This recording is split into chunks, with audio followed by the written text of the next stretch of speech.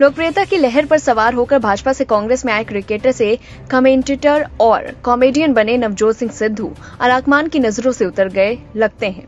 जिन सिद्धू को खुश रखने के लिए कभी पंजाब प्रदेश कांग्रेस अध्यक्ष सुनील जाखड़ और फिर मुख्यमंत्री कैप्टन अमरिंदर सिंह को चलता कर दिया गया था, अब उन्हें 84 सदस्यीय भारी भरकम कांग्रेस कार्य समिति के लायक भी नहीं समझा गया। प्रियंका और राहुल के करीबी समझे जाने वाले सिद्धू को यह उपेक्षा तब और खलने वाली है जब कांग्रेस की शर्मनाक चुनावी हार के जिम्मेदार बताए जाने वाले पूर्व मुख्यमंत्री चरणजीत सिंह चन्नी तथा आंतरिक लोकतंत्र और पूर्णकालिक नेतृत्व के मुद्दे पर सोनिया गांधी को पत्र लिखने के कारण बागी कहे गए सांसद मनीष तिवारी को मल्लिकार्जुन खड़गे द्वारा राजीव गांधी की जयंती पर घोषित कार्य समिति में जगह मिल गई है। क्या पंजाब के लिए कांग्रेस की चुनावी रणनीति में सिद्धू की कोई भूमिका नहीं बची है?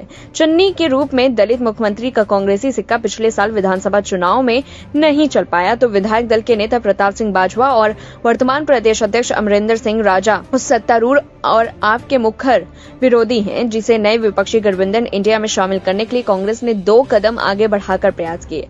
आपसे गठबंधन का कांग्रेसी दिल्ली में भी दिखता है। अजय माकन और अलका लंबा आपसे गठबंधन के मुखर विरोधी रहे हैं। इन दोनों को कार्य समिति सदस्य बनाया गया है। वैसे अलका खुद भी आप में रह आई हैं।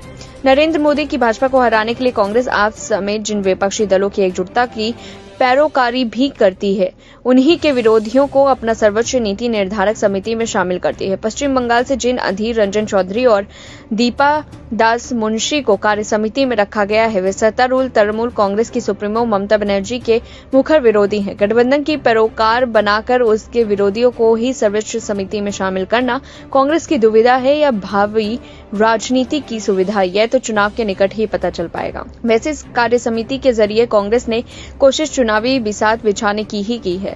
अपने सबसे मुश्किल दौर से गुजर रही कांग्रेस ने उदयपुर चिंतन शिविर में भविष्य की बाबत कुछ फैसले लिए थे। राहुल गांधी की भारत जोड़ो यात्रा से लेकर गांधी नेहरू परिवार से बाहर के अध्यक्ष मल्लिकार्जुन खड़गे द्वारा गठित नई कार्य समिति तक सभी कुछ उन्हीं फैसलों का परिणाम है। देर से ही सही कांग्रेस को समझ आ गया है कि 1990 के बाद मंडल कमंडल के बीच बट गई भारतीय राजनीति में उसे अपनी प्रासंगिकता नए सिरे से बनानी होगी और ऐसे में नया सामाजिक राजनीतिक समीकरण साधे बिना कांग्रेस की चुनावी राह आसान हो ही नहीं सकती।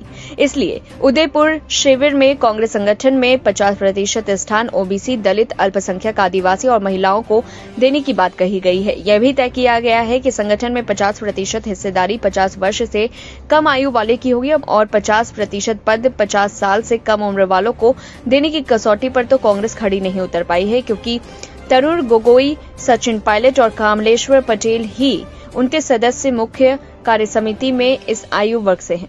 महाराष्ट्र से कार्य समिति में 8 सदस्य समझे जा सकते हैं, पर तेलंगाना से मात्र 1 क्यों? उत्तर प्रदेश और बिहार से लोकसभा के लिए 120 सदस्य चुने जाते हैं, पर उन्हें वैसा प्रतिनिधित्व भी नहीं मिला जैसा राजस्थान को 7 सदस्यों के साथ दिया गया। 10 लोकसभा सीट वालों को हरियाणा से भी 3 सदस्य हैं। वही संभवतः पहली बार किसी मुख्यमंत्री को इसका सदस्य नहीं बनाया गया है, लेकिन पूर्व मुख्यमंत्रियों की भरमार है। हाँ, राजस्थान में मुख्यमंत्री अशोक गहलोत को खुलेआम चुनौती देकर उप मुख्यमंत्री और प्रदेश अध्यक्ष पद गंवाने वाले सचिन पायलट को कांग्रेस की सबसे महत्वपूर्ण समिति में जगह दी गई है।